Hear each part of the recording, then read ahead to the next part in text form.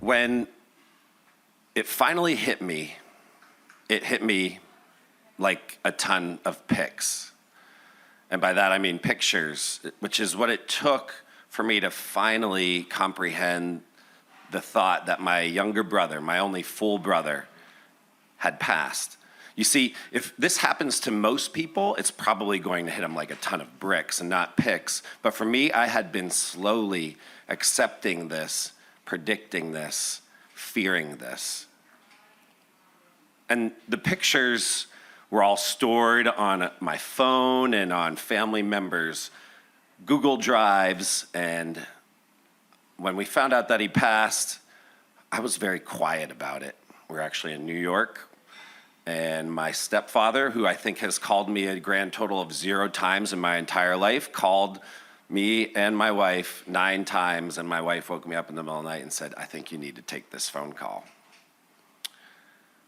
When it finally hit, it was 2:30 in the morning, and we were back at our house, not in New York. This had been days, if not weeks later. And I'm going through the photos, and 3 of them really stand out to me still. The first one is when my brother is about the age of my youngest son, 6 years old, and he has this shock of blonde hair and this big shit-eating grin on his face as he is shoving the biggest balloons that he can up his shirt to look like his rack can rival Dolly Parton's. Fast forward 15 more years, and he's 21, and he sends me this picture while he's overseas, and it's him in a pink bikini bandolier thong. And nobody can pull this off except for my brother because he has the physique to do it. I mean, this man was built like a machine because he was built for the United States of America to win a war. The hard part is that he wasn't built to win a war against addiction. And the third picture that finally hit was when I saw a picture of him with his daughter, who I hadn't met yet and was about 2 years old when he passed. And I know in his heart of hearts, all he ever wanted to do was be a father who mattered. And I saw that picture and I just lost it.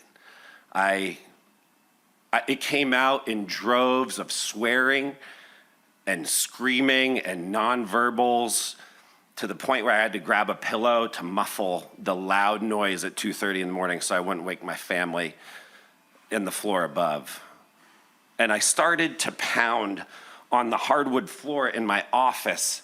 And by the 3rd throw, I looked down and I thought to myself, oh my gosh, this floor here, he helped me to rip out the carpet, which stunk so bad because the cats had peed on it, and we put it on the grass and it killed all the grass.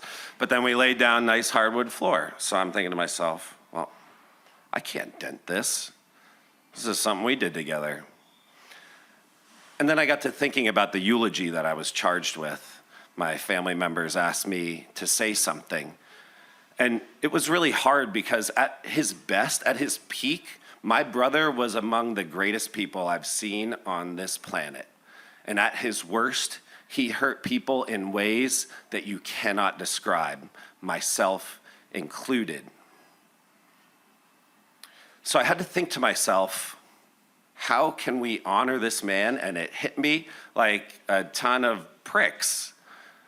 And by that, I mean, I put on an album that he and I really coalesced over, Tool's Lateralus. It's a hard rock album. And I'm listening to it, and I'm realizing that this album is really the straddle between life and the afterlife. And then I think to myself, oh boy,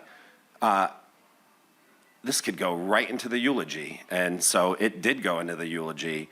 And when we got to the funeral, we only expected a handful of people, and we welcomed about 100 that my brother had impacted throughout the years. I will say during the eulogy that I did sing, and I do not have the voice of a singer. So people would come up, one person came up to me afterward and said, eulogy, A+, singing, F-. But then after we came home, I thought to myself, oh, the very first tattoo that he ever got was from that album. So I wanted to honor him that way, and my very first tattoo is here, the Eye of Horus from that album. And I was 40 years old when I got my first tattoo, and my brother would not recognize me now. The hard part was afterward. How do we honor him from here on out? And like I said, he had hurt many people. The first time I met my niece was at his funeral with that eulogy. And so I turned inward and thought to myself, how can we fix what was broken in the past? Because that can't be touched. We have to start from the present and move forward. And I'm going through those photos again, and I see the photo of his daughter who has that same shit-eating grin. And I say, that's it. I didn't know what a GoFundMe was. I had heard about it. I started one, and I said, you know what? We don't know how we're going to pay for college for her, so we'll put it on, and let's raise $1,000. That would be awesome. 24 hours later, we had $10,000.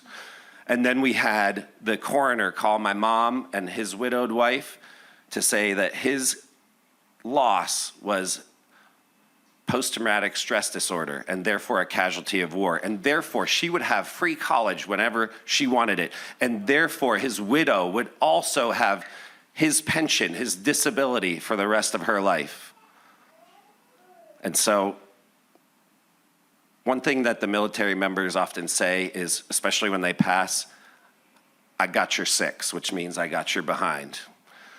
And to my brother, for all the things that have been broken, I also wanted to say, we're going to hit this future with a ton of fix.